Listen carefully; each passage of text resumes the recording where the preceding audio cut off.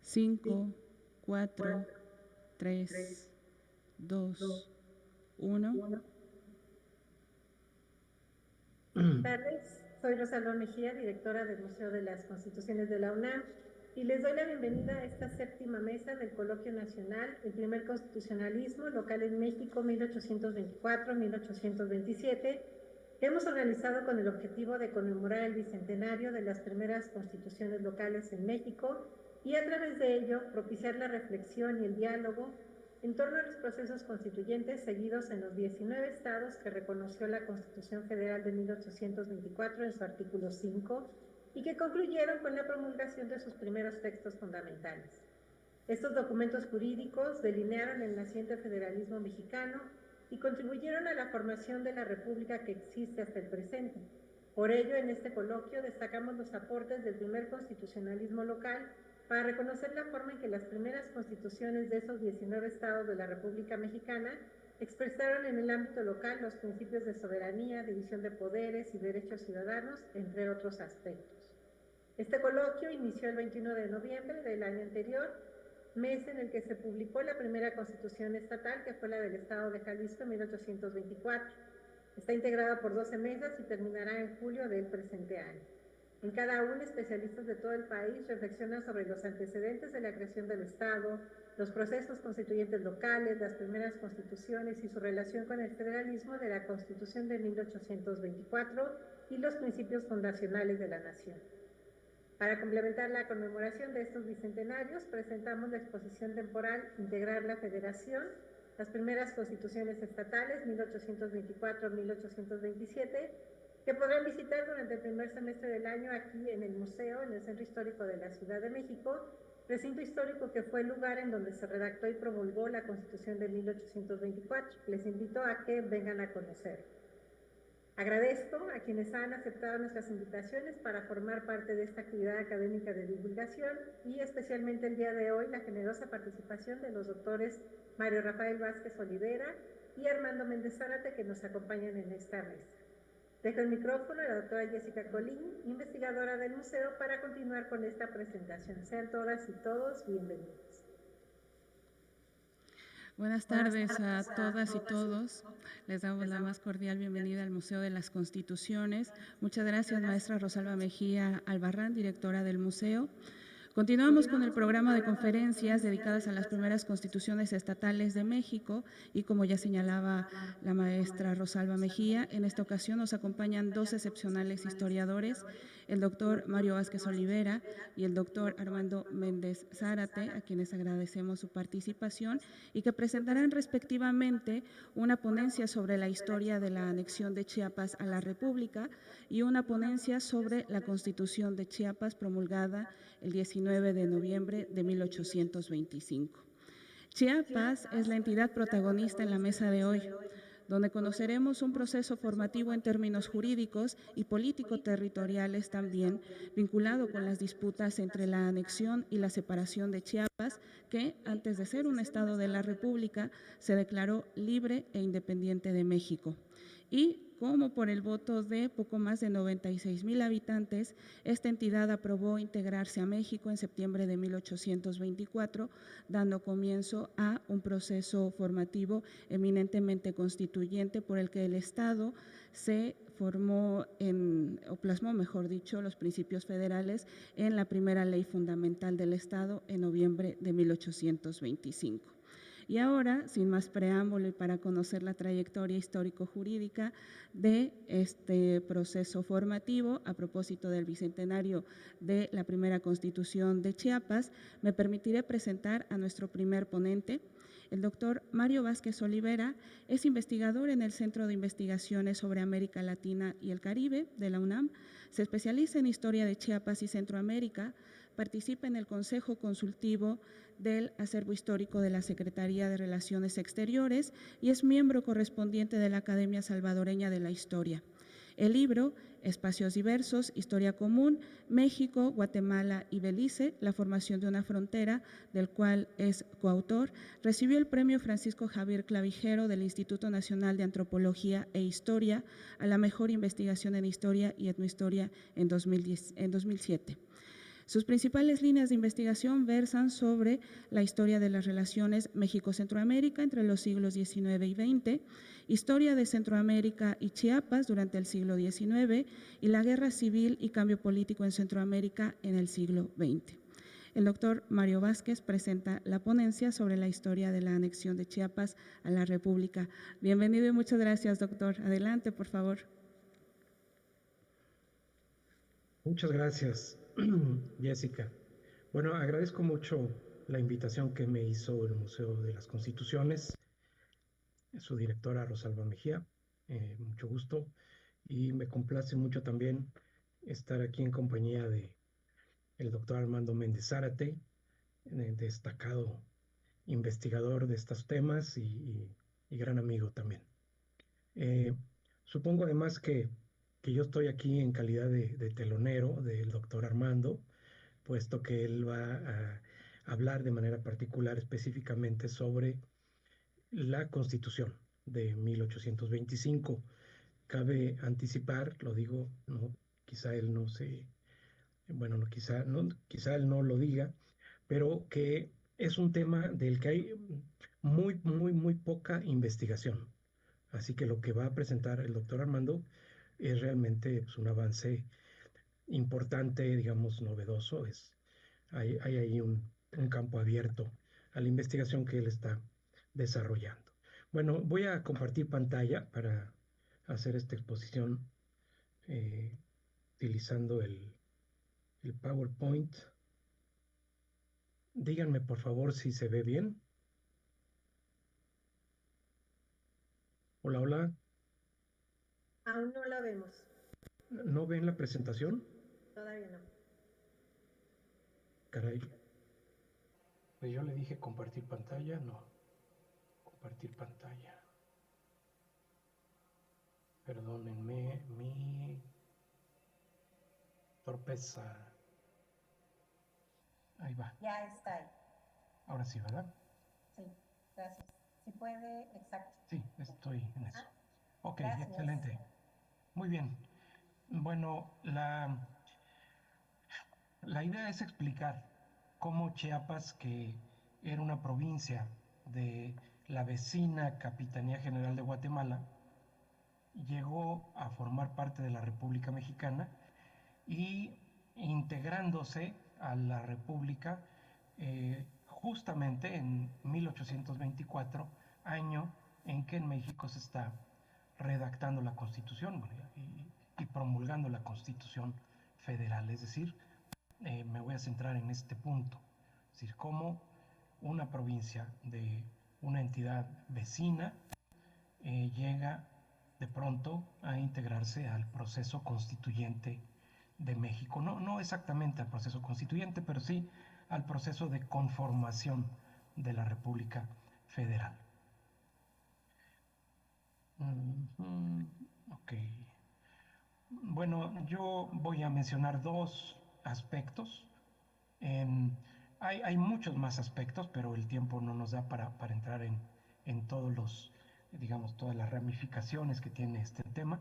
Como cualquier tema histórico, cuando se aborda en profundidad, pues es extremadamente rico y diverso y complejo. Pero lo fundamental son estos dos puntos. Uno es la unión de la provincia de Chiapas a la República Mexicana. Ese es un tema. Obviamente aquí hay un tema que es el tema más enredado y complicado, del que no voy a hablar tanto, que es cómo se separó Chiapas de la Capitanía de Guatemala, que eso tiene una cola larga, ¿verdad? Pero bueno, este es uno de los puntos. El otro punto es cómo a partir de esta unión y en torno a esta unión se desarrolla la fundación de Chiapas como un estado libre y soberano, puesto que era antes una provincia, una intendencia de la Capitanía General de Guatemala.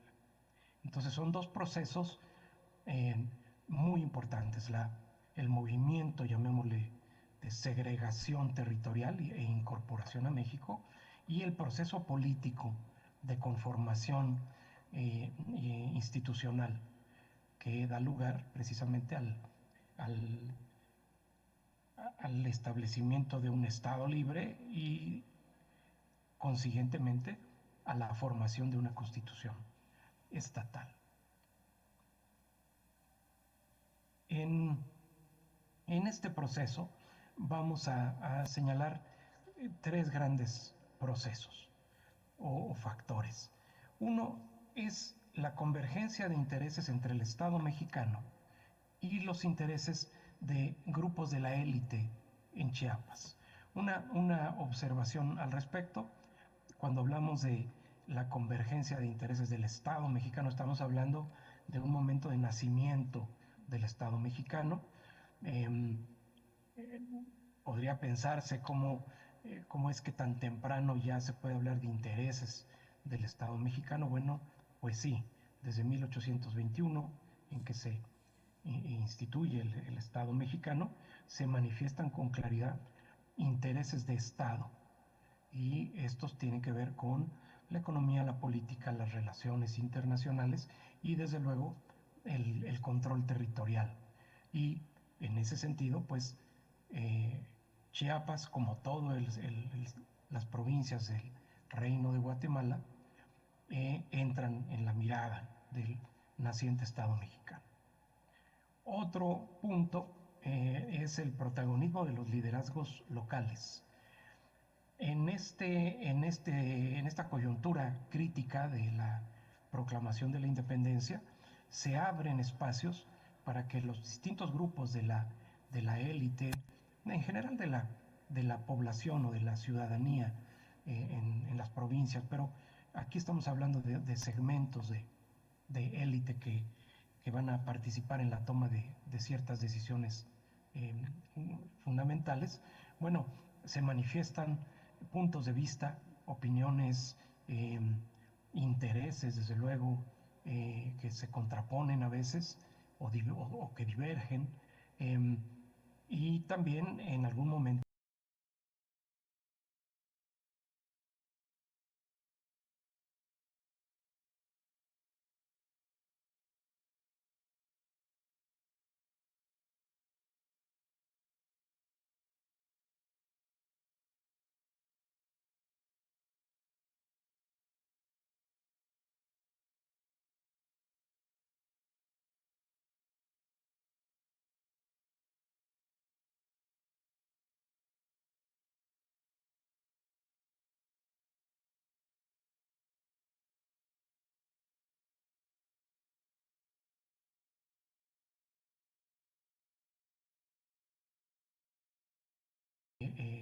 bajo soberanía española, al régimen monárquico del Imperio Mexicano y luego al régimen republicano, pues hay una serie de transformaciones fundamentales en el ámbito de la cultura política. Entre otras cosas, y esto para el caso de Chiapas hay que tomarlo en cuenta, se establece un nuevo concepto, se asume un nuevo concepto de soberanía. Nuevas instancias de gobierno surgen, los ayuntamientos constitucionales, las diputaciones provinciales, hay una representación en el poder legislativo. Entonces, todo esto cambia la manera en que se hace la política en las provincias. Un poquito ubicarnos, estamos aquí. Esto más o menos sería el Imperio Mexicano, 1821, Agustín de Iturbide, se consuma la independencia y Agustín de Iturbide lanza un programa y un proyecto de convertir a México en un imperio, en una potencia regional, y dentro de este proyecto se contempla la integración de la Capitanía de Guatemala a lo que era hasta entonces el virreinato novohispano. La Capitanía de Guatemala tenía un estatus que de repente a veces a los historiadores mismos no nos resulta tan claro, pero era una entidad básicamente diferente de la Nueva España, aunque en ciertas cosas, en el rubro militar, por ejemplo, en ciertos ámbitos jurisdiccionales, era supeditada a la autoridad de la Nueva España. En realidad era una entidad que se gobernaba aparte y se consideraban como una entidad distinta al virreinato novohispano. Cuando se produce esta unión dentro de la capitanía, se generan una serie de conflictos internos, de los que sí no me meto porque no salimos, son sumamente enredados, pero baste señalar que la capitanía de Guatemala se quiebra en varios pedazos en el año de 1821. Uno de esos pedazos que se quiebra es precisamente la provincia de Chiapas. La provincia de Chiapas es la primera de las provincias de Centroamérica que proclaman su unión al Imperio Mexicano y rompen con la autoridad guatemalteca. Y a partir de entonces, Chiapas se mantiene en un estado básicamente de autonomía. La independencia de Centroamérica se caracteriza precisamente por el rompimiento entre las distintas provincias y la manifestación de tendencias separatistas. Bueno, la provincia más separatista de todas es precisamente Chiapas. Rompe en 1821 con su capital y obtiene el reconocimiento del Imperio Mexicano y la protección militar y política por parte de México. Esto le permite a la provincia de Chiapas, repito, establecer un estatus básicamente de autonomía. A partir de entonces, si bien se reconoce la autoridad de México, pero la provincia llega a un momento, llega a una situación como de autogobierno. Mantiene el control sobre sus finanzas, esto es muy importante. Nombra la propia provincia un jefe político oriundo de la misma. Envía a sus diputados al Congreso mexicano y entra en una luna de miel con el imperio de Iturbide. Aquí está el Agustín de Iturbide. ¿Por qué pongo esta imagen? Dirán algunos, ¿verdad? Estamos hablando precisamente de lo opuesto, ¿no? De la federación y el constitucionalismo. Para subrayar que la política a la que yo me refiero de buscar la incorporación de las provincias de Centroamérica y de Chiapas en particular, no era un capricho de un personaje, era una política de Estado que contaba con el concurso de las fuerzas políticas que se manifestaban tanto en el gobierno como en el Congreso imperial. Es decir, había un consenso, había un acuerdo de las distintas fuerzas políticas de México que coincidían en este punto, la importancia que tenía para México de poder extender su territorio hacia aquellas latitudes. Bueno, llega el 19 de marzo de 1823 con la abdicación de Iturbide. Cuando abdica Iturbide, las provincias de Centroamérica reaccionan de una manera muy determinada para separarse de México. No les ha gustado la experiencia de unión al imperio y deciden convocar a su propio Congreso Constituyente. México también invita a estas provincias a que se sumen a la formación de la República Federal. Bueno, de la República. En ese tiempo se discutía, ¿verdad? Si iba a ser una república con qué características. Pero las provincias de Centroamérica están invitadas, digamos, desde dos lados, desde Guatemala y desde México. La mayoría de las provincias centroamericanas se congregan en el Congreso de Guatemala Pero, ¿qué sucede en el caso de Chiapas? En Chiapas priva la incertidumbre y el desconcierto. Las autoridades de Ciudad Real era la capital de Chiapas, actualmente se llama San Cristóbal de las Casas.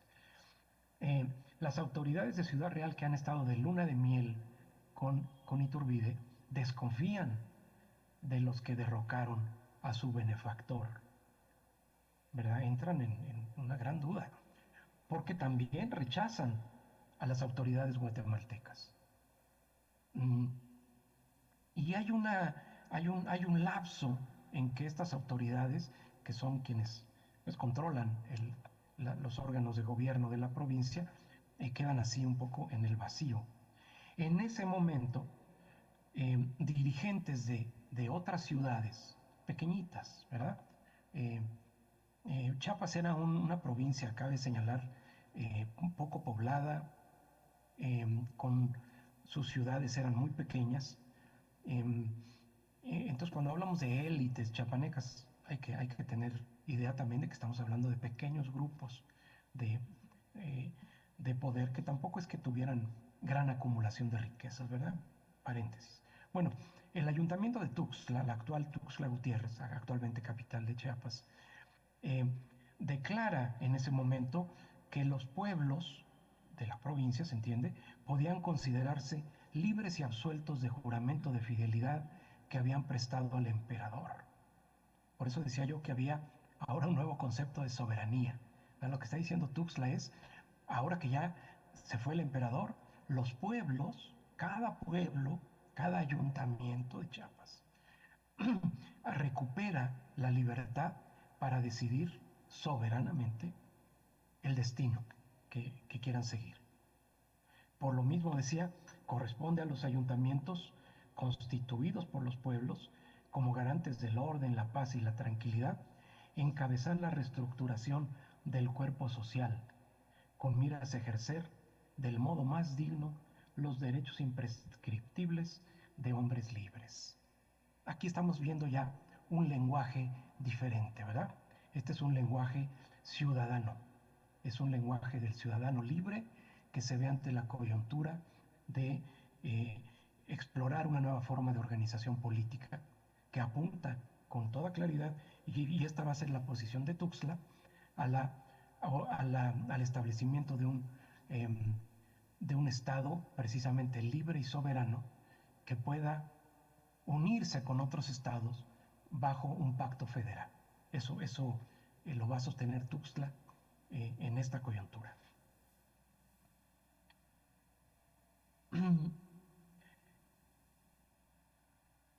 Bueno, aquí un poquito, esto no quiero hablar mucho de esto, pero para poder comprender vale la pena mencionarlo. En ese momento hay distintas instancias del gobierno civil que se han establecido a partir de la Constitución de Cádiz. Es el modelo de organización político-territorial de Cádiz. Hay una jefatura política de cada provincia, el equivalente a un gobernador. Hay una diputación provincial, que es un cuerpo colegiado consultivo. No es un congreso, es un grupo pequeño, 7 personas quizá, que fungen como consejeros, como un órgano de consulta del jefe político. Y claro, es gente que tiene una representatividad. Aquí están representadas las élites más encumbradas de la provincia. Pero también están los ayuntamientos constitucionales. Ojo, en Chiapas los ayuntamientos constitucionales ya con continuidad se establecieron apenas en 1820. Comenzaron a establecerse.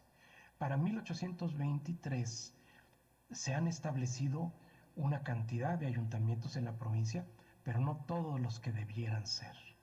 Hay pocos ayuntamientos establecidos. Sin embargo, estos ayuntamientos son cuerpos donde la gente de las localidades encuentra un espacio de participación política y aprovechan estos ayuntamientos de manera muy dinámica para manifestar sus intereses, sus puntos de vista, sus proyectos y sus digamos, el rumbo al que quieren orientar el camino político de la provincia.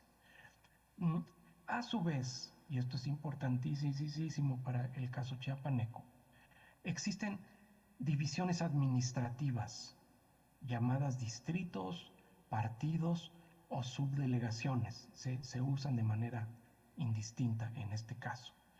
Son demarcaciones territoriales que administra un funcionario llamado subdelegado. Y estas circunscripciones agrupan a varios ayuntamientos. En el caso de Chiapas hay 12 de estas circunscripciones. Están nombradas por la cabecera. Cada una de estas circunscripciones tiene una cabecera. Es el municipio o la ciudad o villa más importante del distrito. Bueno, esto es una acotación informativa, conservarla porque es muy importante. Hay 12 subdivisiones. Bueno, para resolver qué hacer, si Chiapas se va con melón o con sandía, se convoca a una reunión de, fíjense, ¿de qué? Esto es único en el contexto de México y creo que también de Centroamérica. Para decidir el destino de la provincia se convoca a una reunión, le llaman electores, que representan a cada uno de los 12 distritos. Fíjense qué interesante, no a los ayuntamientos en su conjunto, sino a los 12 distritos. Eso es totalmente único, repito. Bueno, son 12 distritos, pero por las distancias y la premura de la convocatoria, 2 representantes llegan tarde. Y cuando se lleva a cabo la votación, solamente hay 10. Y la opinión dentro de la provincia está tan dividida, tan polarizada, que la votación queda empatada 5-5. Y entonces dicen, rayos, ¿no? ¿Qué hacemos? Fíjense cómo son las anécdotas y esto de la historia, ¿no? Si hubieran llegado esos 2 a tiempo, ahorita a lo mejor no estaríamos hablando del tema, ¿sí? Porque ellos iban a votar por Guatemala, pero llegaron tarde. Y entonces la gente de la capital dijo, no, ya llegaron tarde, ya no pueden votar. Así que empate, ¿qué hacemos? Bueno, esos 12 señores reunidos en una mesa dicen, pues, como estamos empatados y no podemos desempatar por esta situación de que llegamos tarde, pues entonces vamos a declarar que la provincia queda autónoma, queda en estado de libertad, en lo que nos ponemos de acuerdo y tenemos más información y deliberamos con mayores elementos. Y de esta manera, el gobierno de esta junta de representantes se asume como, se proclama como Junta Suprema que va a gobernar la provincia. A lo mejor ellos pensaban que iban a gobernar un mes o 2 meses, pero para hacer el cuento corto, se quedaron gobernando de manera autónoma la provincia por 1 año y medio. Durante 1 año y medio, Chiapas permaneció en absoluta autonomía y libertad. Subrayo esto porque estamos hablando aquí en esta ocasión acerca de federalismo y constitucionalismo, ¿sí? Bueno, este es un caso, repito, yo digo único, no sé, me dirán de otros estados, ¿no? Aquí también, aquí hubo algo particular. Sí, en cada estado hubo particularidades, ¿verdad? Bueno, la particularidad chiapaneca es esta, que así como algunos estados reclamaban, queremos ser estados libres y soberanos, queremos que el centro no nos imponga decisiones, queremos un pacto federal. Y fíjense, creo que el único caso en México de una provincia que estuvo en plena autonomía en esta coyuntura fue el caso de Chiapas, que durante año y medio ahí no le iban a decir a Chiapas nada, era autónoma. Y entonces en ese tiempo los chiapanecos se tomaron pues, la oportunidad de discutir, incluso de explorar otras posibilidades. Hubo por ahí una iniciativa eh, en el año 23, me parece, de formar una federación con Yucatán y con Oaxaca. Oaxaca, Yucatán, acuérdense que Yucatán entonces abarcaba Campeche, ¿verdad? Y entonces era una posibilidad, era una opción. La idea era que si en México se establecía un sistema centralista, estos estados hacían su propio país, su república federal aparte. En fin, todos esos temas se discutieron. Esta me la salto por el tiempo.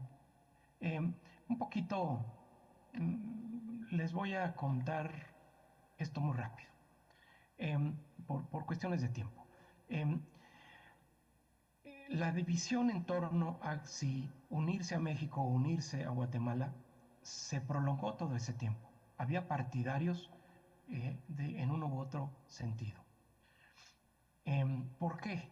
¿Por qué querían ir unos con México, otros con Centroamérica? Bueno, con México un poco la idea era un poquito obvia. México pues, era México enorme, gigantesco, en la idea de aquella época era el cuerno de la abundancia, ¿verdad? Un país riquísimo con un enorme potencial, y eso atraía mucho a algunos chiapanecos. Del otro lado, lo que había era una república con dudosas potencialidades, una república pequeña, débil, aislada internacionalmente, Centroamérica me refiero, eh, pero que se había decidido constituir como una federación. Entonces, para los federalistas chiapanecos, el modelo político de la Federación Centroamericana les resultaba más compatible, más atractivo, más idóneo, ¿verdad? Y recelaban de que en México triunfaran las fuerzas del centralismo. Y eso hacía mantener la duda de ir a un lado, ir a otro. Bueno, estamos hablando aquí de lo que sucedió entre la mitad del año 23 y prácticamente todo el 24. Durante ese tiempo, recuerdan que hablé de intereses de Estado por parte de México. Bueno, esos intereses de Estado que alguna vez manifestó Iturbide, los volvió a manifestar el gobierno republicano, encabezado por el triunvirato. Recuerdan que gobernaba en ese tiempo. Y particularmente quien tuvo mucho que ver en el diseño de la política para Chiapas fue Lucas Alamán, este cerebro, ¿verdad?, del Estado mexicano naciente. Y en la idea de gente como Lucas Alamán, la unión de Chiapas a México era muy, muy, muy importante, por diversos motivos. Un motivo básico es, bueno, si hay chiapanecos que quieren sumarse a México, pues bienvenidos, ¿no? Dos, es un territorio que nos conviene extender la frontera hacia allá, porque además queda en medio de provincias que han estado dando un poco de lata, como Yucatán y como Oaxaca. Y si el gobierno central de México puede tener aliados fuertes por allá, pues qué mejor. Y por último, recuerden que en ese tiempo se está fraguando la construcción del canal de Tehuantepec, la construcción de un paso transísmico, como en lo que ahora hay un tren, ¿no?, que se ha construido ahí. Bueno, desde aquel tiempo ya se estaba contemplando el proyecto, y da la casualidad que Chiapas queda pegado a Tehuantepec. Sí, ahí por donde dice en el mapa Tonalá, ahí pegadito está precisamente Juchitán y Tehuantepec, del lado oaxaqueño. Entonces, claro que conviene que Chiapas quede dentro del territorio mexicano. Bueno, a grandes rasgos son las motivaciones. México presiona, el gobierno mexicano presiona a las autoridades de Chiapas, les dice ya se tomaron año y medio y no pueden seguir en duda, ¿verdad? Y estas autoridades finalmente llevan a cabo una votación. Aunque en esta ocasión cambian el método del voto, dicen pues si votamos por distrito vamos a seguir empatados. Cambiemos el método. Y deciden ver cuánta población hay en cada ayuntamiento.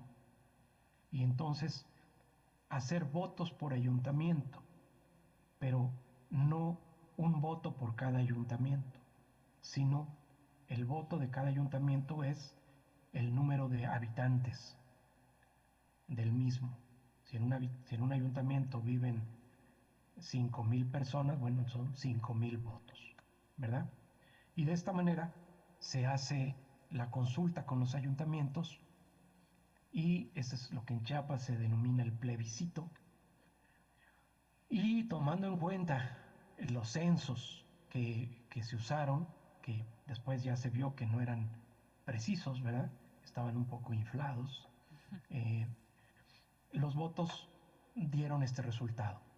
96,000 votos, entre comillas, por México, 60,000 y pico por Centroamérica.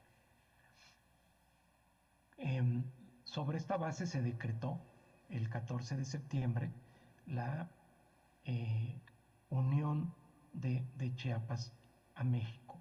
Ojo, un comentario rápido.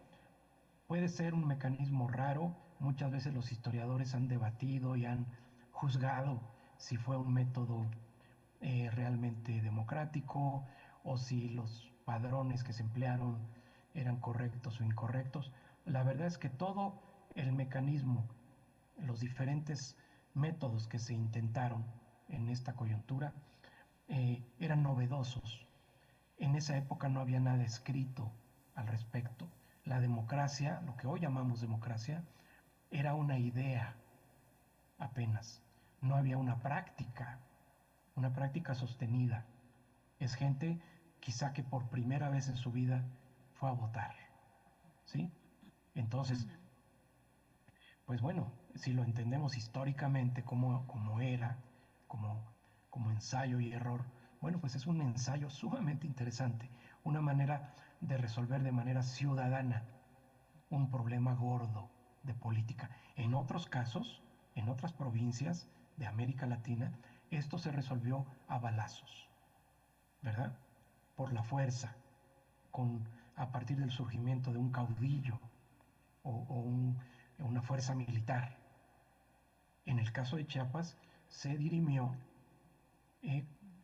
de manera cívica y eso es algo que vale la pena mucho subrayar, sobre todo en esta rememoración, como un valor positivo, ¿verdad? Me pueden decir que decidieron las élites, que fue gente que no sabía, lo que quieran, ¿verdad? Pero es una manera ciudadana de resolver un problema de trascendencia histórica. Y bueno, finalmente, con consecuencia básica de esto, pues es precisamente que no solamente se resolvió unir a Chiapas a México, sino en el mismo acto convertir a Chiapas en un estado soberano. Ya para entonces, estamos hablando septiembre del 24, en México se había resuelto, bueno, de hecho ya estaba la Constitución cocinada prácticamente, y ya se había definido que se iba a establecer una república federal. Entonces, pues Chiapas se asume de entrada como un nuevo estado, el estado 19 de la Federación Mexicana, y a partir de entonces, bueno, vienen toda una serie de procesos de reorganización institucional, de los cuales precisamente la elaboración y puesta y aplicación de la Constitución estatal pues fue uno de los datos fundamentales. Yo aquí dejo esta apretada síntesis. Espero que todas las dudas y cuestiones que quedan pendientes las resuelva con mucha solvencia seguramente el doctor Armando. Muchas gracias. Muchas gracias, doctor Mario Vázquez, por esta magnífica ponencia en donde verdaderamente muestra este panorama de transición y que, como bien señala, no debemos perder de vista esta condición histórica en donde todo o prácticamente todo ocurría por primera vez. Entonces, no desestimar en ese sentido aquellos buenos ejercicios o aquellas situaciones que se intentaban como la mejor manera civilizatoria de llegar a un acuerdo político también. Muchas gracias. Sí, al final de la sesión tendremos oportunidad de escuchar algunas preguntas o comentarios de las personas asistentes aquí en el Museo de las Constituciones. Muchas gracias, doctor. Ahora vamos a continuar con la ponencia del doctor Armando Méndez Zárate. Él es licenciado en Historia por la Universidad de Guadalajara y licenciado en Derecho por la Universidad Autónoma de Chiapas. Es maestro y doctor en Historia por el Centro de Investigación y Estudios Superiores en Antropología Social. Pertenece al Sistema Nacional de Investigadores y es investigador en el Centro de Estudios Superiores de México y Centroamérica. Sus principales líneas de investigación se centran en la historia agraria y ambiental de Chiapas y Centroamérica, siglos XIX y XX, formación de las fronteras políticas de Chiapas y Centroamérica y formación de los estados-nación durante el siglo XIX, además del patrimonio cultural inmaterial. Entre sus publicaciones recientes se encuentra el capítulo del libro Las reformas liberales en Guatemala y El Salvador, 1824-1900, y Apuntes para la historia comparada de la independencia del Reino de Guatemala, 1808-1821. El doctor Armando Méndez presenta la ponencia sobre la Constitución del Estado de Chiapas de 1825. Muchas gracias y bienvenido, doctor.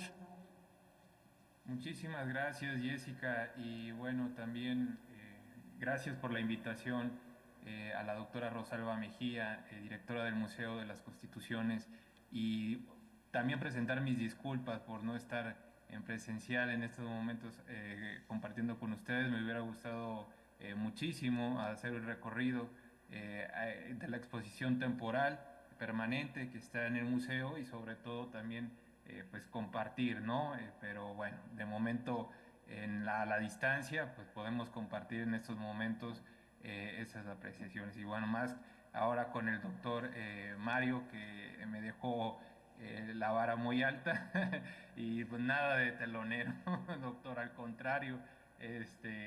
Bueno, les voy a presentar, voy a compartir pantalla en estos momentos. Me dicen por favor si se ve la presentación. ¿Allí ya se ve? ¿Sí se ve? Sí. Se ve solo la mitad. Ahí está. Ahí está, ¿verdad? Sí, ya. Gracias. Okay. Ahora sí. Ya está, listo. Bien, para no perderme voy a ir leyendo también y a la vez comentando un texto que tengo preparado al respecto desde que se me hizo la invitación el año pasado. Pues me puse a trabajar en el marco también de un proyecto más amplio en donde también está participando el doctor Mario, relativo a la federación, adhesión.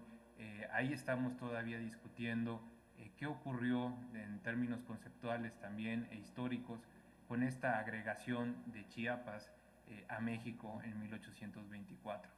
Entonces, dediqué este momento y esta provocación que se me hizo para poder explorar qué ocurre con esta Constitución chiapaneca que pues efectivamente fue, digamos, los trabajos concluyeron en noviembre de 1825, pero fue jurada y también, por lo tanto, entró en vigor hasta 1826. La creación de esta constitución chiapaneca puede tener una lectura desde al menos tres perspectivas: una histórica, jurídica y también social.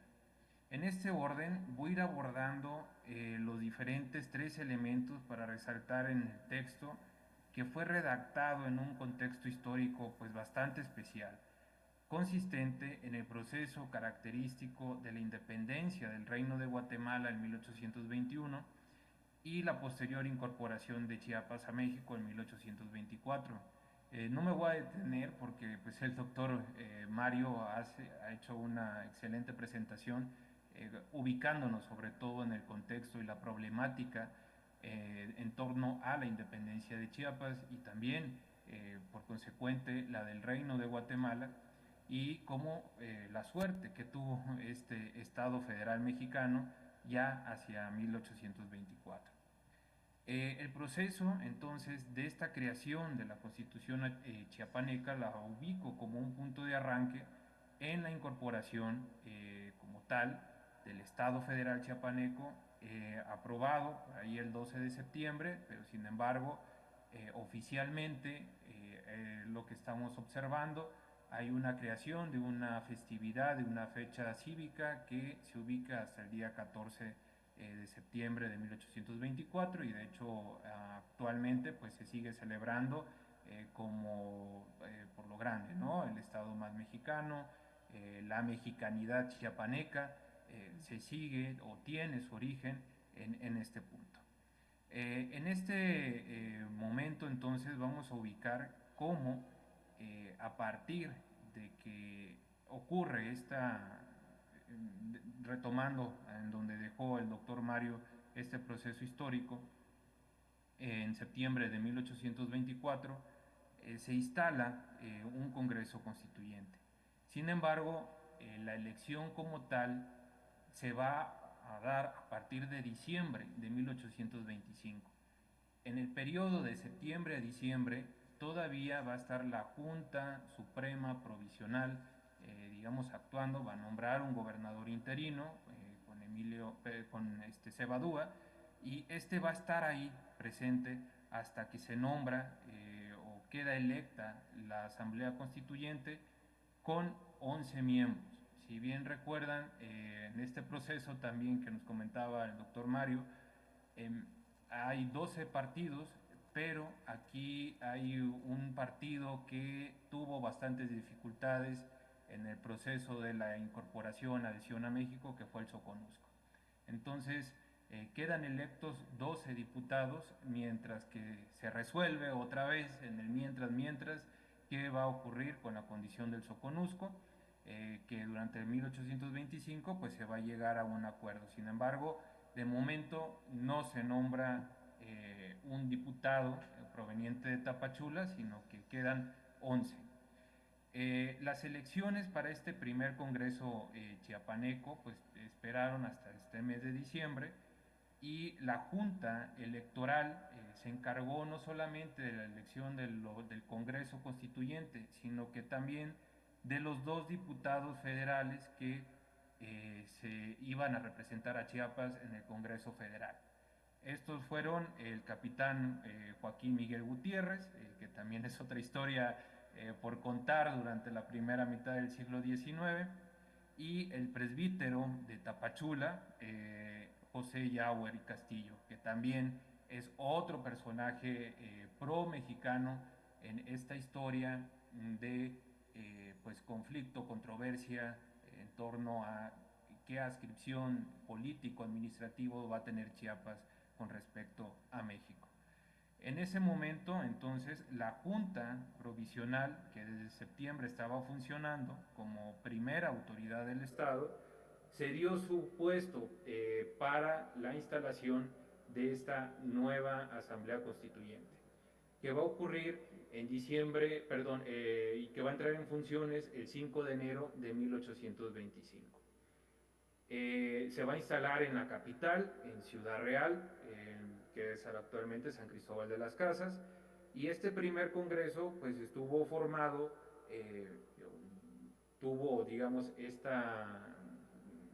todos eran del sexo masculino, El primer congreso estuvo conformado por Eustaquio Cebadúa.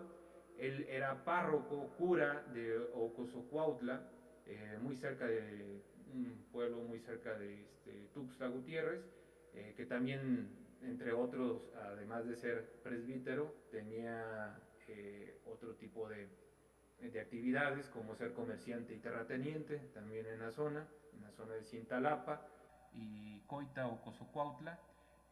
Joaquín Gutiérrez de Arce, quien entró como suplente o quedó como suplente en el proceso de las elecciones de diciembre de 1824. Él era capitán del ejército, pero llegó a ser propietario también, diputado propietario. Juan María Balboa, que todavía le sigo la pista sobre cuál era el perfil que tenía este diputado. También estuvo Francisco Antonio Guillén. Él era miembro de la Junta Provisional Suprema o Suprema Provisional, que había funcionado hasta previo a que se instalara entre septiembre de 1824 y enero de 1825. Él era diputado provincial por Tonalá, también era párroco y abogado, chantre del Cabildo Eclesiástico del Obispado de Chiapas. Entonces, también, al igual que Juan José Domínguez, otro presbítero y vicerrector del Colegio Seminario. Manuel Saturnino Osuna, él también le sigo la pista. Manuel Escandón, otro teniente coronel también del ejército.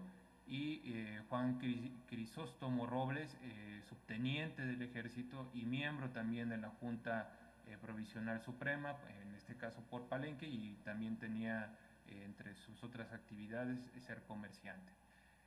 Pedro Corona, Pedro Argüello y Mariano Rojas completan este escenario de constituyentes que se van a encargar entonces de gobernar ya el estado chiapaneco también, pero muy importante establecer pues o sentar las bases, la redacción del texto constitucional.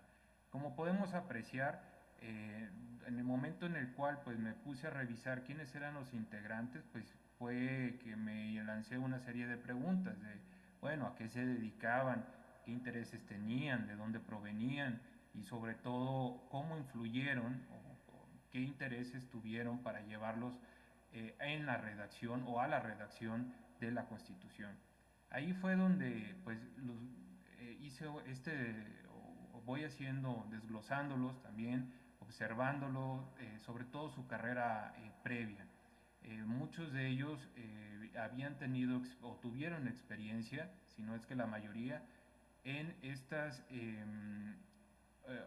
instituciones que habían surgido a partir de la Constitución de Cádiz de 1812, que el doctor Mario nos lo presentó a través de la Diputación Provincial o de las juntas, principalmente de la Junta Provisional Suprema, o bien como representantes de los partidos, que habían funcionado desde 1824 con la caída del Imperio de Iturbide, y digamos que tenían cierta experiencia. Algunos de ellos pues también son un reflejo en gran parte de estos sectores y las élites regionales muy locales, como ya se nos presentó, y podemos ver de forma pues bastante esquemática los estratos sociales, la iglesia, el ejército, y bueno, hay un pequeño perfil también de comerciantes que están presentes en este escenario.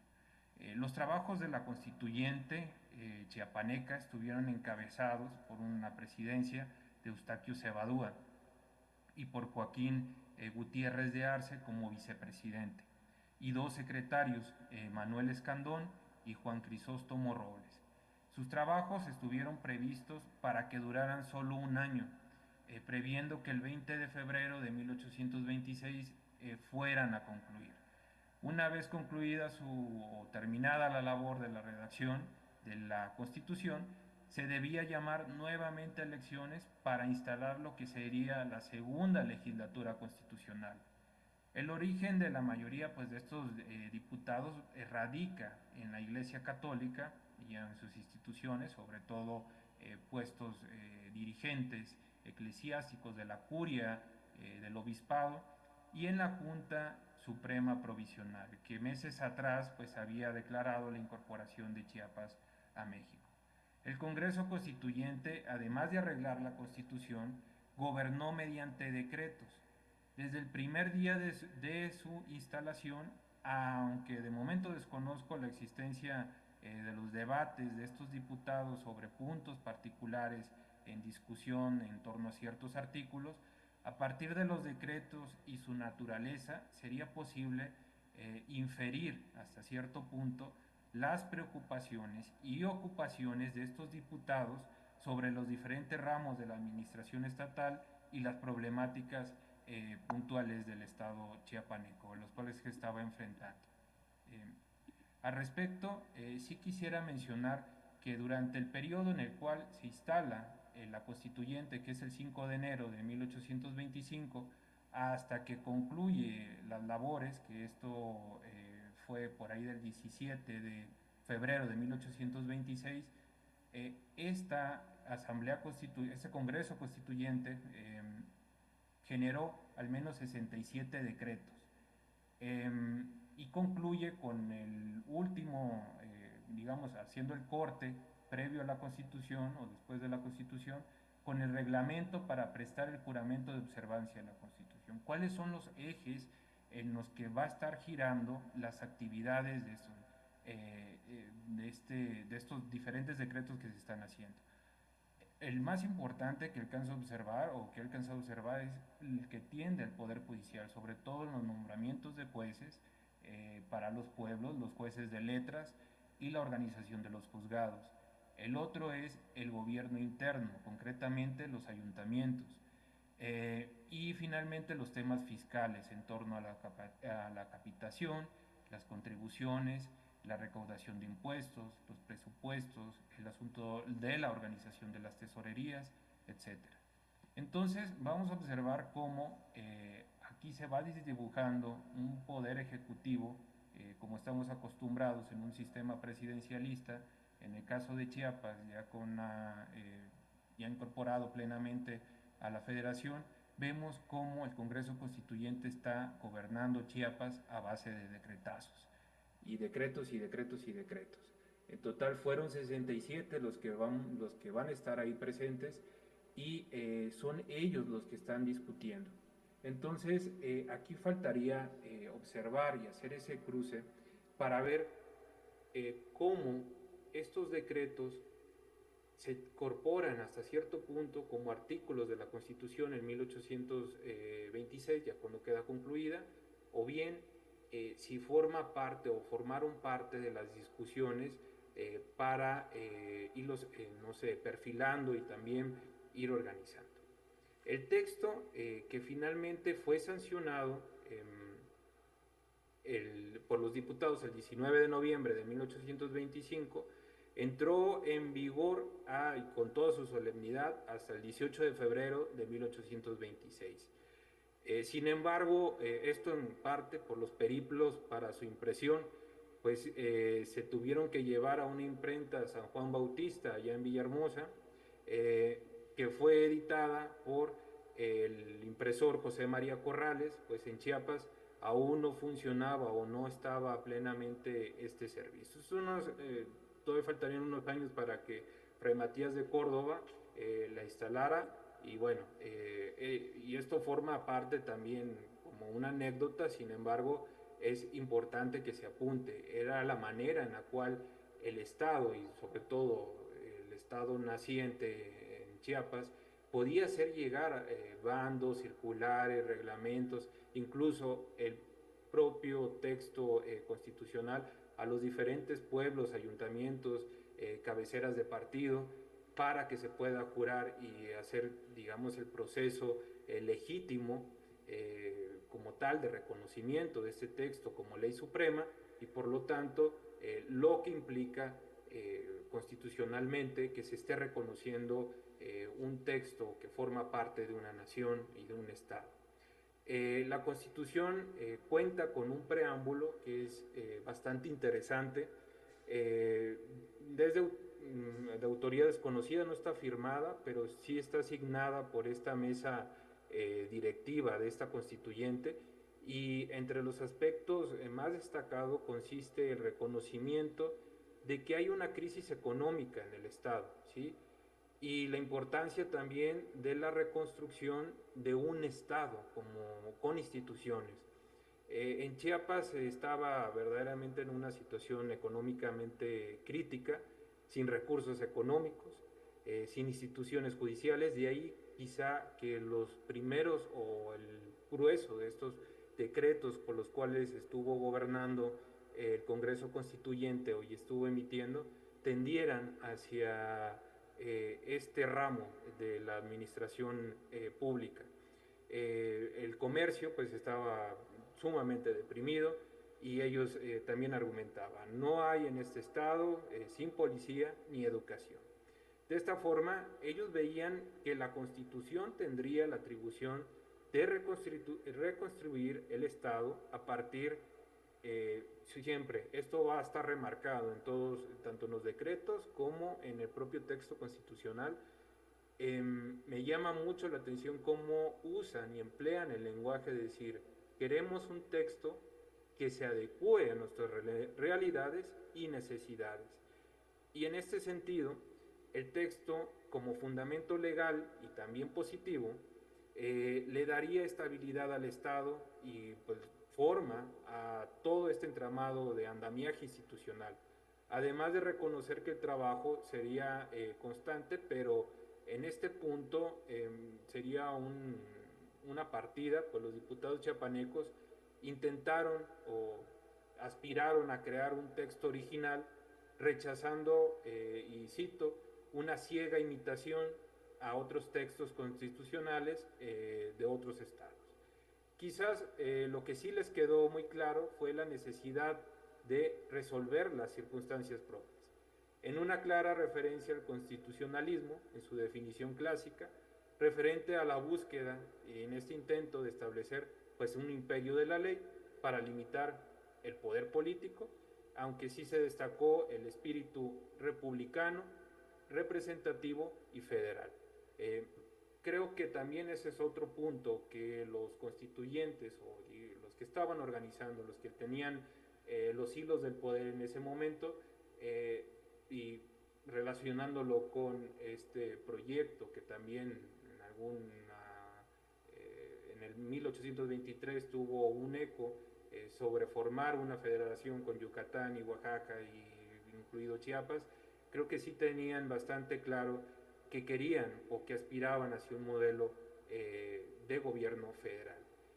Igualmente, en donde sí va a resaltar también el papel de estos diputados que son curas, presbíteros, convertidos ahora en diputados constituyentes, fue la proyección del rol de la religión y la moralidad, las cuales quedaron incorporadas también al texto constitucional, y en ellas se definieron a la religión pues como una, y cito, una herramienta más preciosa del pueblo, en donde debía emanar la buena conducta y la policía para que los ciudadanos obedecieran las leyes, respetaran las autoridades y observaran las buenas costumbres. Todo como reglas básicas para la convivencia también y para el buen orden y éxito de la nueva empresa estatal que se estaba constituyendo. Y finalmente apuntar que en este preámbulo pues se anuncia, ¿no?, también una organización política y administrativa en donde los poderes del Estado se debían, pues se aspiraba a que estos fueran sumamente eficientes, y también que se respetaran entre sí, además de que determinaran la existencia, o por ahí surgió una propuesta de que se tuvieran ya a nivel de organización interna, el poder legislativo estuviera dividido en dos cámaras. Sin embargo dijeron, bueno, pues no tenemos dinero para la administración pública, ¿cómo vamos a hacer otra? Entonces pues nos quedemos con la que ya está, ¿no? En principio pues, fue por razones económicas. Además, el otro aspecto que fue muy importante tiene que ver con el gobierno local, y esto es qué va a pasar con los ayuntamientos. Y aquí es donde se hace una fusión de algunas funciones y atribuciones que tenían los alcaldes y los jefes políticos, que venían heredados de la época colonial, con este proceso de formación de la intendencia, luego las subdelegaciones y después con los partidos. Los jefes políticos que estuvieron al frente de las subdelegaciones a nivel interno, pues ahora quedaban, en algunos casos coincidía la subdelegación con el ayuntamiento, ejemplo Comitán, vamos a fusionarlo para que ya no vaya a haber esas disputas y se vaya a hacer más eficiente también la administración local para los pueblos. No hay que olvidar también que el Estado, como actualmente pues, existe una gran mayoría de población indígena, entonces esto hacía más necesario y también más pertinente que se tuviera este modelo de organización política a nivel interno y local. El texto, el resultado del texto de los trabajos de la constituyente chiapaneca fue un texto con 136 artículos, aunque los últimos 3 se podrían considerar como transitorios. Sin embargo, desde el artículo primero se hace mención a la pertenencia a México, situación que perdura hasta la Constitución actual, ¿sí? Y es de llamar la atención de, bueno, somos, y por lo tanto, nadie ni nada podrá decirnos que no pertenecemos a México. Es muy reiterada en el caso de las demás constituciones mexicanas, del resto de los estados federales. Creo que ninguna hace ese tipo de distinción y sobre todo están remarcando en cada momento, bueno, somos de México, no se les olvide. Y si alguien viene a reclamar o a decir o a pretender derechos por historia, por cualquier otro motivo, no, porque constitucionalmente estamos reconocidos y sobre todo expresamos a través de este texto la voluntad del pueblo.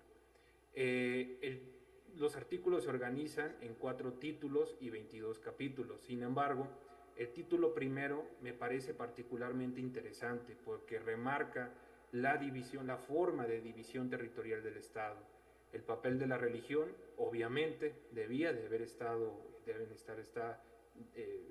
iba incluida ahí en este proceso, debido pues a quien lo estaba redactando, ¿no? En su mayoría eran los presbíteros, curas, los que estaban detrás de la redacción de estos artículos, y sobre todo los derechos, esta carta como una especie de derechos y obligaciones de los habitantes del Estado. El segundo título estaba dedicado a la administración del gobierno, sustentado en la división de poderes. Sin embargo, está centrado en su gran mayoría en el poder legislativo y judicial. Y aquí sí necesitamos regresar y reflexionar al respecto, porque hay esa capacidad de estar remarcando en todo momento a estos dos poderes, ¿sí? Al legislativo y al judicial.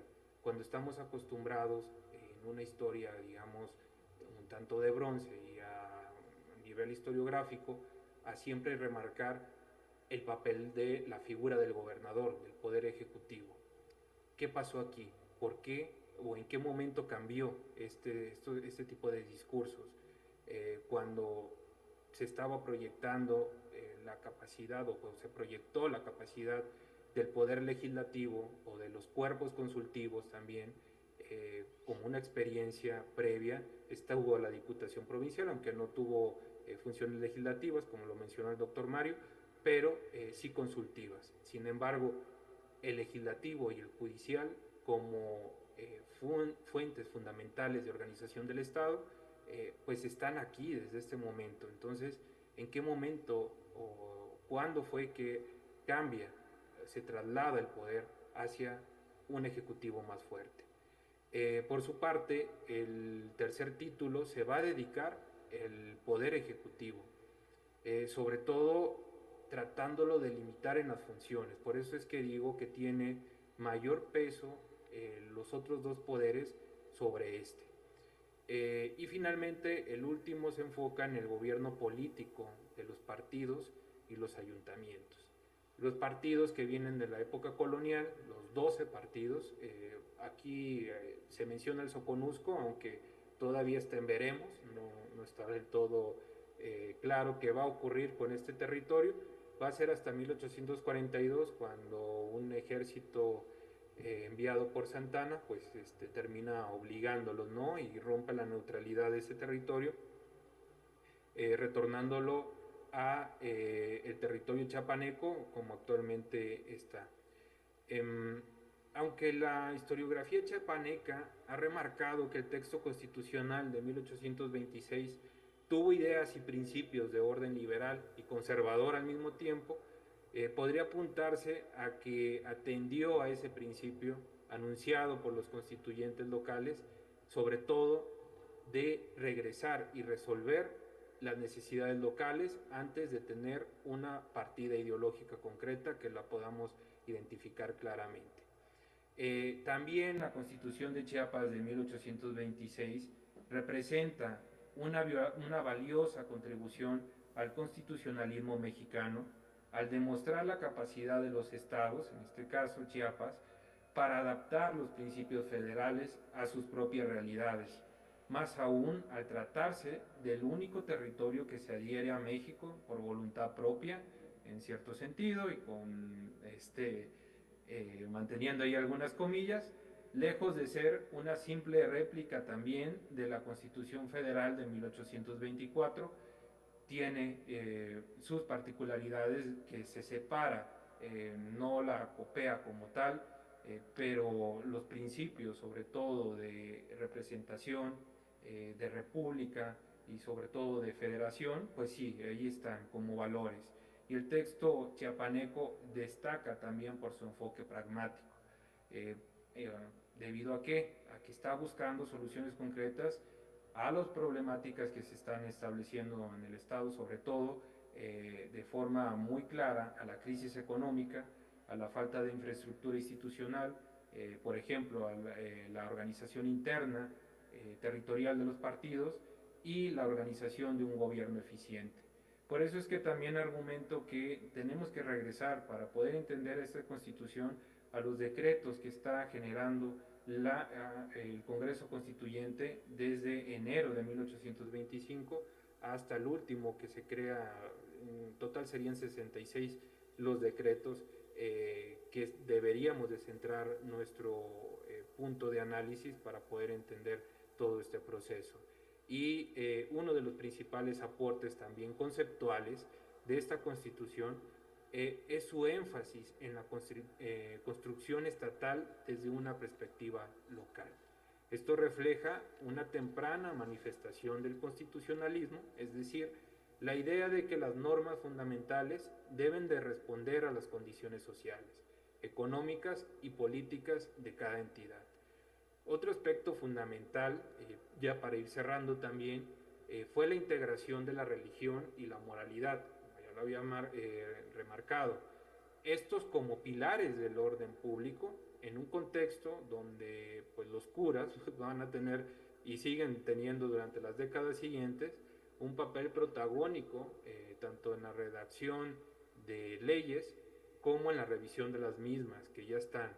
Situación que se observó al menos desde 1821, pues en su gran mayoría, tanto la Diputación Provincial como la Suprema Junta Gubernamental y digamos los ayuntamientos hasta cierto punto, pues estaban encabezados por presbíteros.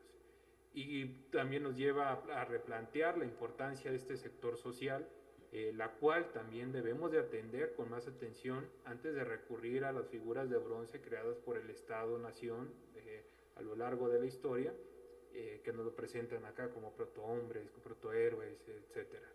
Al definir también la religión como la herramienta más preciosa del pueblo.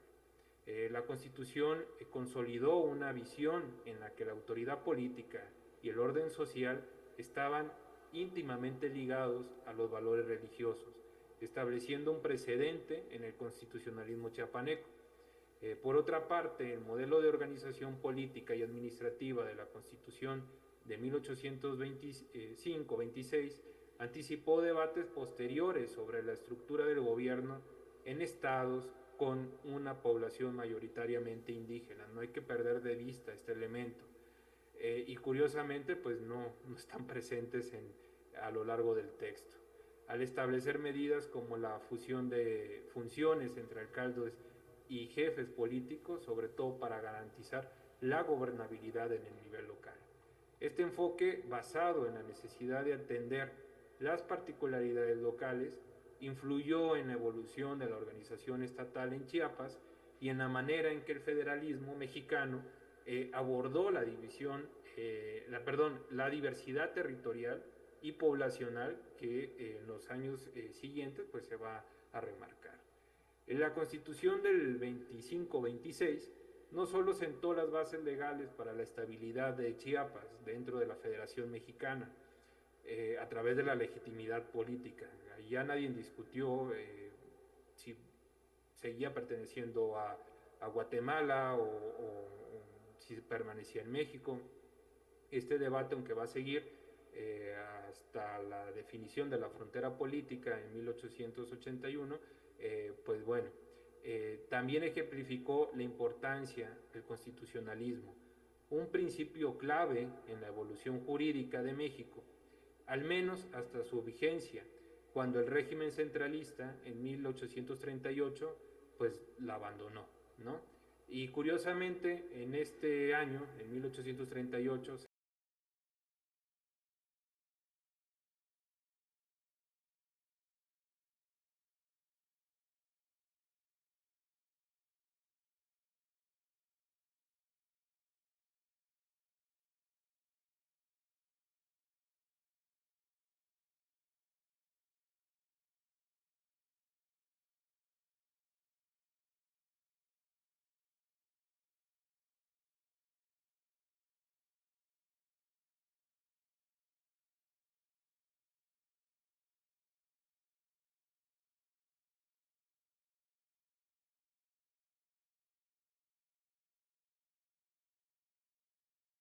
Riga ha emprendido también un estudio de análisis para hacer una comparativa de las constituciones centroamericanas con las constituciones particulares de los estados mexicanos.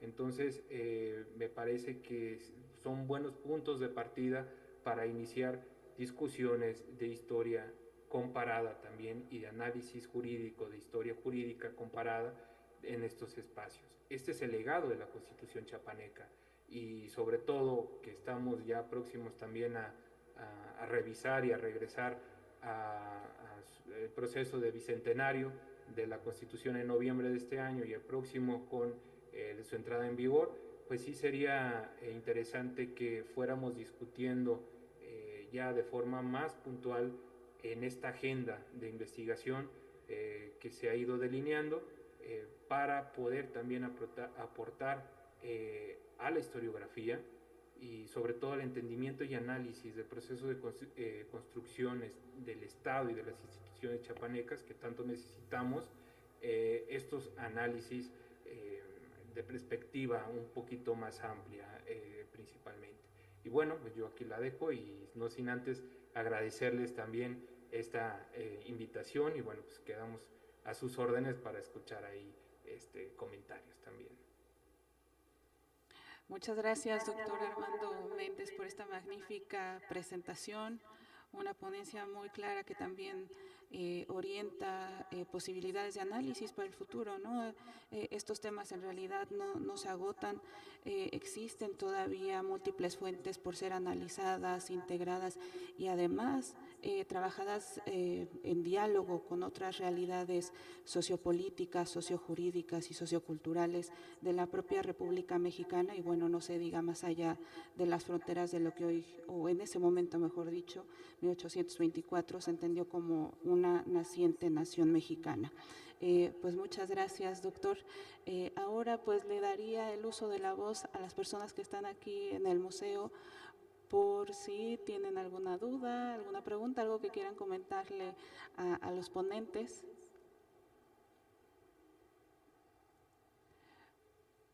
Parece que no. Yo sí tengo una duda. Adelante. Gracias. ¿Por qué? Es una pregunta muy sencilla, pero ¿por qué la Constitución tiene como título Estado de Chiapas? ¿Por qué en algunos lugares se habla de Chiapas y en otros de Chiapas? ¿Qué pasa ahí?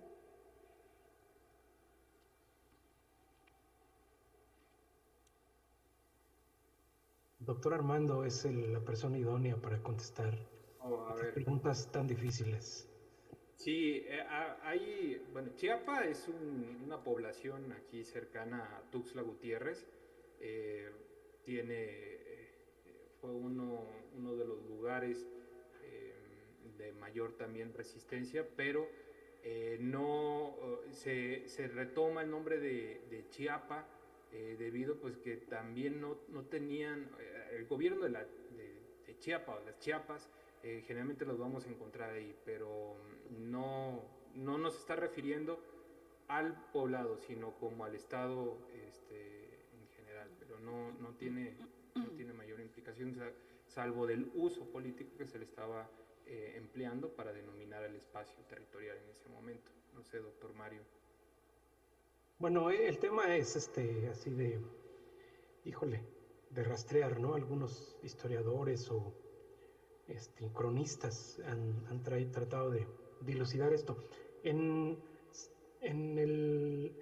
una parte del periodo colonial, en Chiapas, lo que hoy es Chiapas, había 2 alcaldías mayores. Primero era una, luego se separó. Y entonces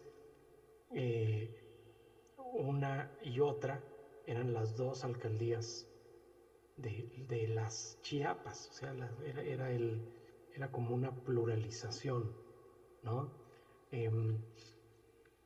Como decir, las 2 Chiapas, la alcaldía de Tuxtla y la alcaldía de Ciudad Real. Y las 2 eran las alcaldías de las Chiapas.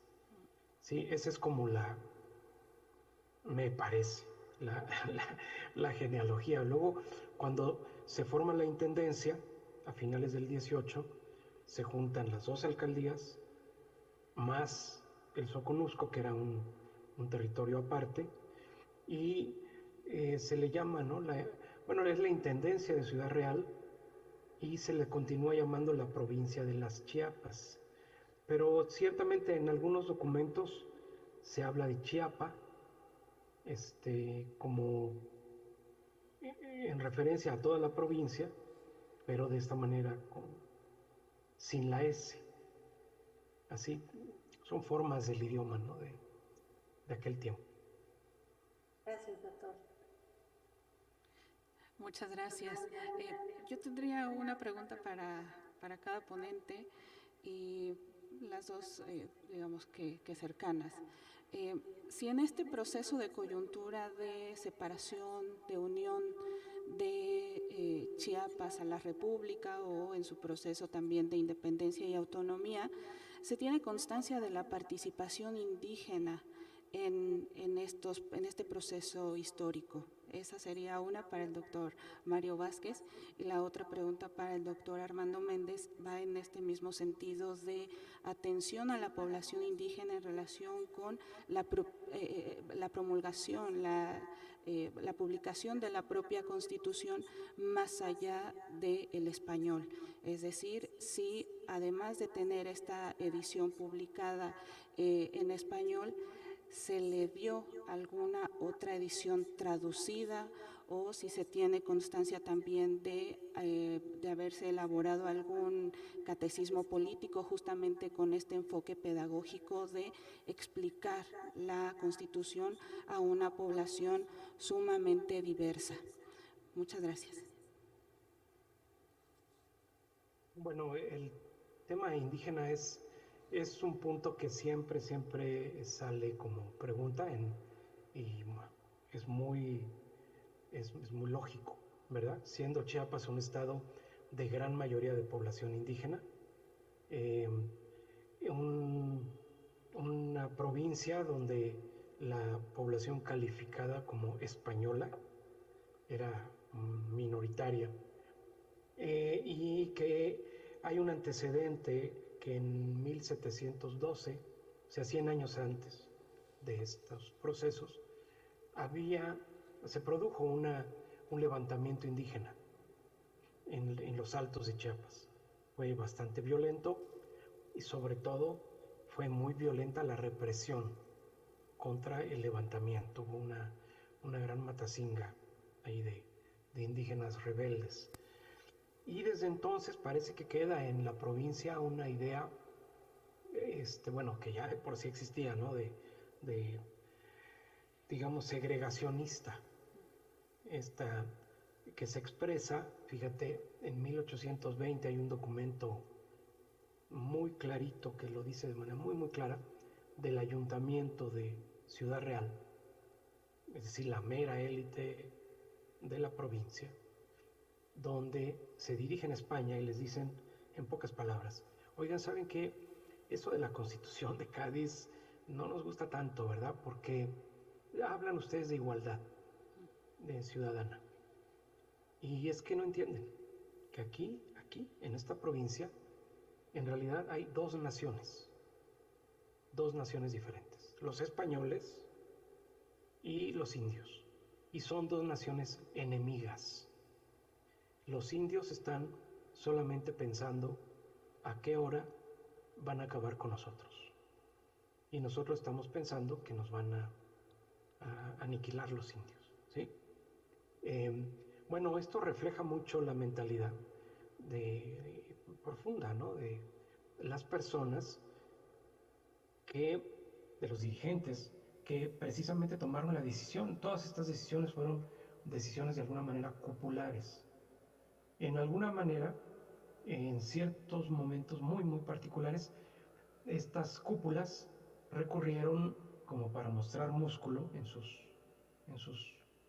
competencias de poder internamente, recurrieron a lo mejor al apoyo o a movilizar de alguna manera población indígena, pero muy, muy poquita.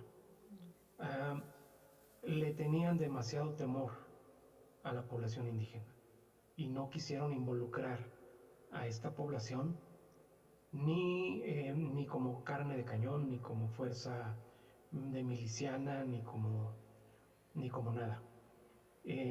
Entonces están las dos cosas. Fíjate, hay unos documentos también muy interesantes. Ojo, y son documentos que no nos gusta mucho mostrar a los historiadores, a veces hasta por cierto pudor, ¿no? Por ejemplo, el ayuntamiento de Tuxtla, que ellos son liberales, federalistas, ¿verdad? Cuando les gana la votación, que porque Tuxtla está a favor de Guatemala, pierden la votación. Y ellos mandan una carta que dice, pero ¿cómo es posible que hayan metido en la votación hasta los pueblos de indios y ustedes saben que es población ignorante? ¿Qué van a saber ellos? ¿Cómo nos van a venir a decir ellos a nosotros qué nos conviene más, etcétera? Y uno se queda así, ¿no? Dice, caray, y estos son los liberales, los progresistas. Era una cosa de la época, ¿sí? Era una sociedad muy segregada, una sociedad atravesada por el racismo, el colonialismo interno que se dice, y donde sin tapujos se expresaban este tipo de ideas. De manera que la respuesta es, efectivamente, no se menciona en esta historia la participación indígena, no porque los que contamos la historia no queramos o no nos fijemos, sino precisamente porque fue un segmento de la población enorme que fue marginada precisamente de esta toma de decisión. Muchas gracias, doctor. Sí, no, gracias, Jessica, por la pregunta. Me parece fundamental. Mira, en el texto constitucional como tal, pues no hubo ni traducciones ni nada. O sea, a duras penas se pudo imprimir a nivel impreso y empezarlo a circular ahí a los pueblos. Se tuvo que mandar a Tabasco, se regresó, con varios ejemplares y bueno, empezaron a circular por las poblaciones. Sin embargo, sí me parece que es una temática de cultura política que nos falta abordar con una lectura con otros ojos también, en donde se incorporen estos elementos que acaba de decir el doctor Mario, y sobre todo resaltar el nivel de participación de las comunidades como tal, o si es que las hubo, preguntarnos por qué no trascendieron a más. Y en el asunto de los catecismos, pues no he logrado yo encontrarme algún tipo de catecismo político en donde se instruyera o que estuviera destinado a la difusión tanto del material constitucional como de los reglamentos y decretos que el Congreso Constituyente estaba emitiendo.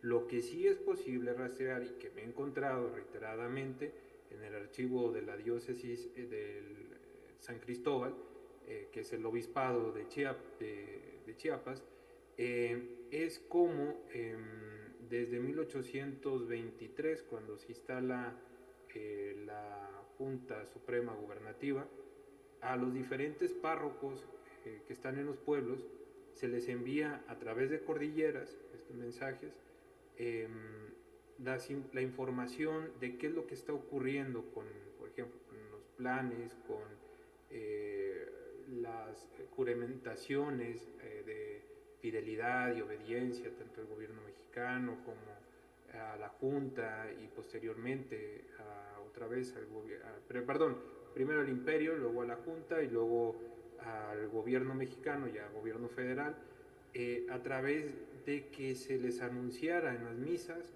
a través de los sermones, y que en estos sermones se juramentaran. No sé si realmente los curas lo transmitían y digamos que lo ponían o cuál era el mecanismo, porque no lo menciona. Simplemente el obispo, bueno, ni siquiera el obispo, es Lino García, una figura ahí que también tenemos pendiente de investigación, que es el gobernador del obispado a falta del nombramiento de un obispo.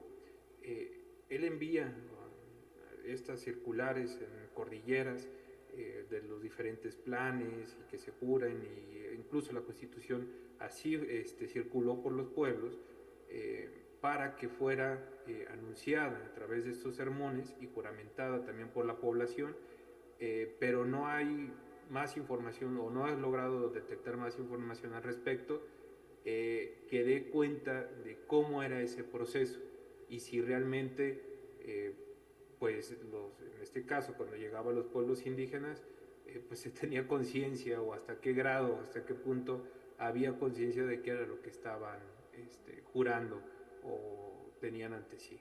Entonces es otra temática, es otra agenda, pero hay al menos elementos que nos permiten como que ir vislumbrando qué ocurría o qué estaba aconteciendo en torno a la implementación pues de los diferentes planes de gobierno y sobre todo decretos y en este caso la Constitución.